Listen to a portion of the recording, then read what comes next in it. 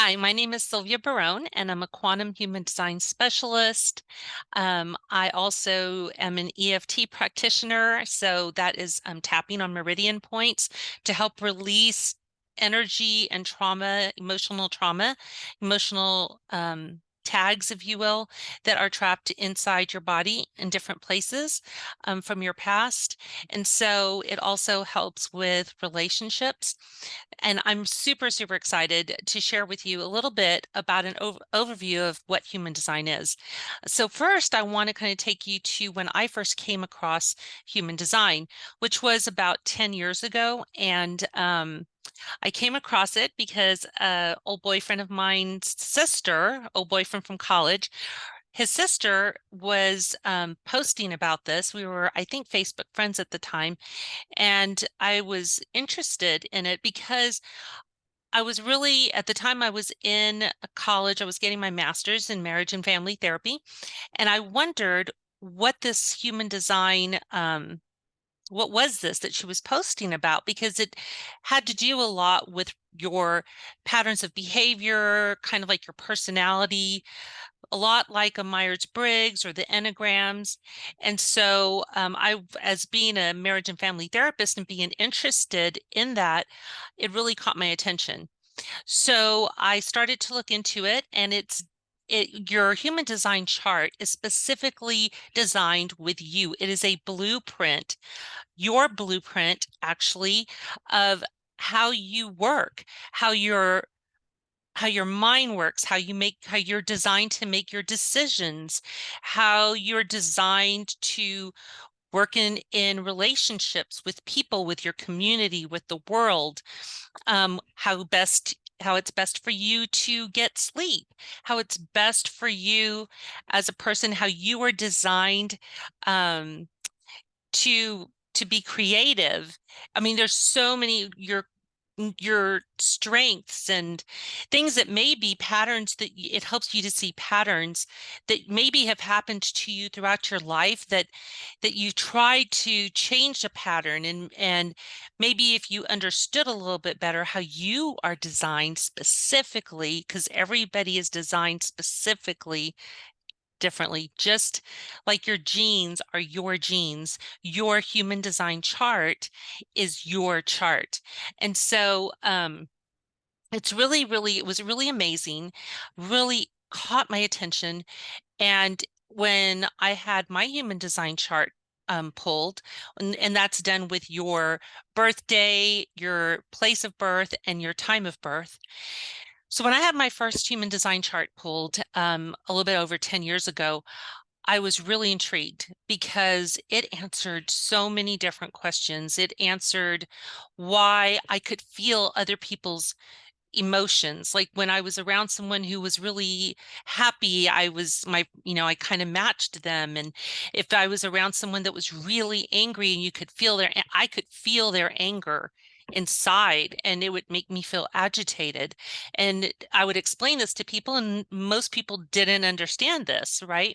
Come to find out, in my human design chart, it tells me why I'm actually like that, and I'm designed that way. So it wasn't all in my head, it was really happening. And that was a really great thing, because as you find out more about your human design chart, you're going to find out that some things that you thought were all in your head, or you were told your whole life, why are you doing that? This is how things should be done.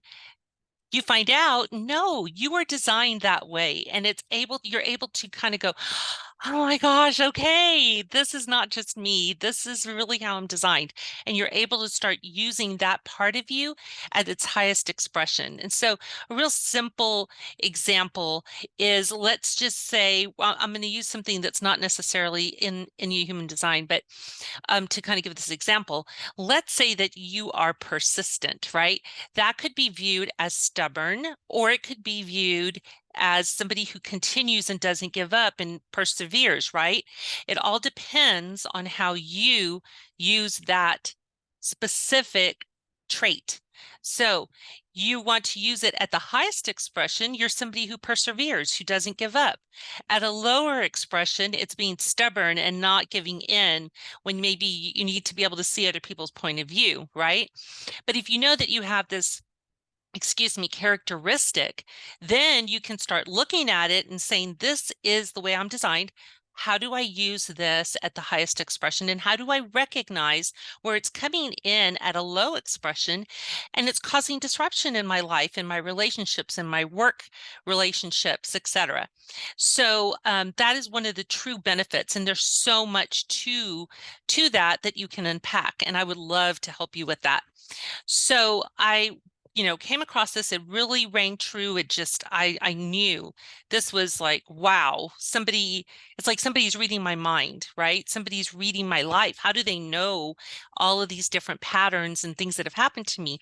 Because it's in the chart. It's in your human design chart. It doesn't change. It stays constant. It doesn't change day to day, week to week, month to month, year to year. Your design that you're born with is the design that you have for your life.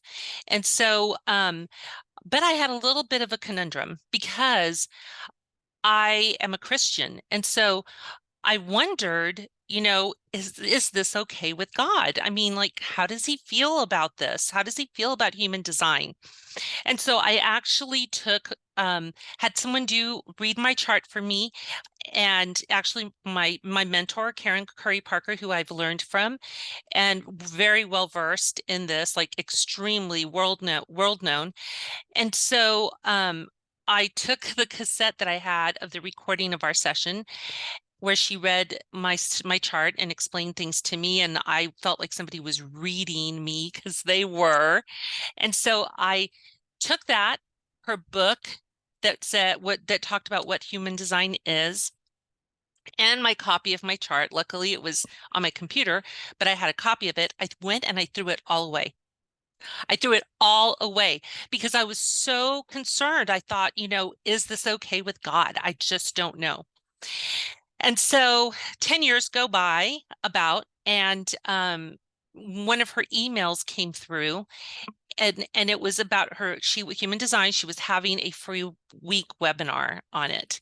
And, every time I would kind of think about it, I just think, gosh, that was so on. And she told me so many helpful things on that one phone call, so I signed up for the free webinar and was really, really excited. And as I went through it, I kept thinking, this is like better than the Myers-Briggs for me.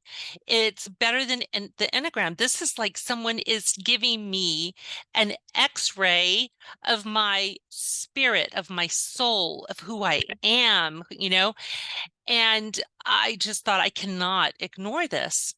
So I took a class to start learning about it for myself.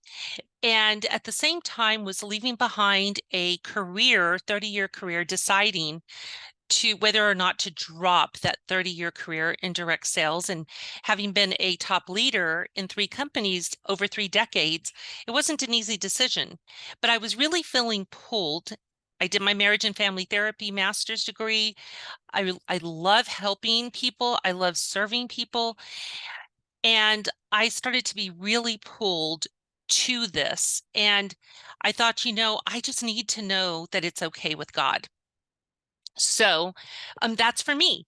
There are people that use human design that are Hindu, Buddhist, atheist. I mean, Christians. It's not a religious thing. It's not a tool. It's just like anyone can use the Myers-Briggs, right? Anybody can use an Enneagram. You don't have to be Christian. You don't have to be atheist. You don't have to be Buddhist. You don't have to be Hindu, right? So that's the same thing with the human design. So for me personally, I felt like I needed to know if it was okay with God, but I didn't want to find out from man.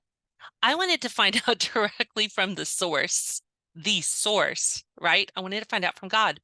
So I went on a self-cation to Colorado, one of my favorite places. I love the mountains, right? I love the mountains. I don't know if you do. If you do, please put in the comments if you love the mountains too. And so I got a little cabin with a fireplace and everything I've always wanted. I got that in the mountains, and it was actually called the Sanctuary, this Airbnb, which just happened to be a coincidence. And they had a labyrinth next next right on the yard, it said for prayer and meditation. Well, I was going to have an experience with God, and I thought, perfect. Okay, well, I don't know what a labyrinth is. I didn't know then. And if you don't know what a labyrinth is, keep your eyes open for a future video, because I will talk about that. And I'll talk more in detail about my experience that weekend. So be on the lookout for that video. In that experience, in going into the labyrinth in prayer and meditation, I did get to have a download, a conversation with God, asking him, I want to know what is okay with you. I don't want to know from man. I want to know from you, directly from you, what is okay with you. And he said to me, trust the me in you. You will know if something is not right, if something is not okay. And for me, that was the green light for this, because all I have seen human design do with the people I've personally met is help them heal. Help them heal and learn about themselves. Help them find out how to help their own kids, how to learn about their children, right? So I'm going to give you a quick overview of some different things that are on here. All right. So this is what a chart looks like. All right. With your birth time and everything, and there's a lot in here, we would run the chart. Okay. So some of the things here are type. There are 5 types. There's something called a manifester. There's a manifesting generator. There's a generator, a projector, and a reflector. Okay, 5 types. Each of those is very, very different. So I will give you one example of a manifesting generator, which is my son. Manifesting generators have to be multitasking, doing different projects or doing different things in order to function optimally. All right. I am not a manifesting generator. I do not function well in that arena, but my son is. That's one part is your type. So the next thing is your authority. Your authority is how are you designed to make decisions? Some of us are designed to make a decision. We immediately feel a yes, no, mm-mm, uh-huh. And so we say uh-huh a lot to things. Oh, uh-huh, mm-mm. And so growing up in the South, growing up in Texas, uh-huh was not okay to say. So when you start, if that's how you're designed to respond and know what's right and wrong for you, what's right and what's not right for you, and you aren't allowed to say, then you become disconnected from that part of you that's able to help you make your decisions that are correct and aligned for you. All right. So there's different ways, different types of authority in making decisions. That's just one. Then we have profiles.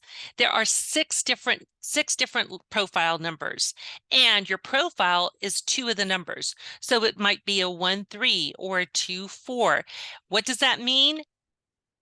Tell me you want some more information in here, and I will contact you and get you some more information and find out what yours is. We'll get all into that. This is just a little bit of an overview. The next thing is, what is your strategy? What is your strategy on things that you want to do? How are you supposed to best follow your thoughts, your ideas, those kind of things? Some of us are meant to wait until we have something we're wanting to do. We put it out there. If you're a universe person, you put it out there in the universe. If you're, a God person, you're going to put it out there for God, whatever, whoever source is for you. You put it out there, and then you'll start to see things happen and show up in your life. Then you're like, yes, okay, this is a quote unquote type of sign. That's one type of strategy. There are different strategies, all based on your birth chart. Okay. So the next thing is your theme. Your theme is how you're going to know if you're on track or not on track with what you're supposed to be doing. Are you aligned with the way that with who you are, with the way that you're supposed to live out your life and do things and create and, be in relationship. So, for example, for me, or for my son, actually, it's either he's feeling satisfaction or he's feeling frustration or anger. One of those. So we have our strategy and I mean our themes. And then the next thing is our incarnation cross. And that's really who we're here to be in the world, not what we're supposed to do, because we aren't really sent here to this beautiful planet to have a what are you supposed to do? It's who are you supposed to be in this world? Who are you supposed to be? And that is reflected in what's called an incarnation cross. So this is just a tip of the iceberg. All of this comes on this chart. We look at it and I can help you find out more about your quantum human design chart, your human design chart. I would love to help you find out more. This is just a little overview. All right. My name is Sylvia Barone. If you found this helpful, if it was interesting to you, please subscribe to my channel and give this a like. And if you have any questions, comments, or would love to have a reading and would like more information on that, go ahead and put a comment and your put a comment in the comments below and I will connect with you. All right. Thank you so much for jumping on. Be on the lookout for those future videos. Bye-bye.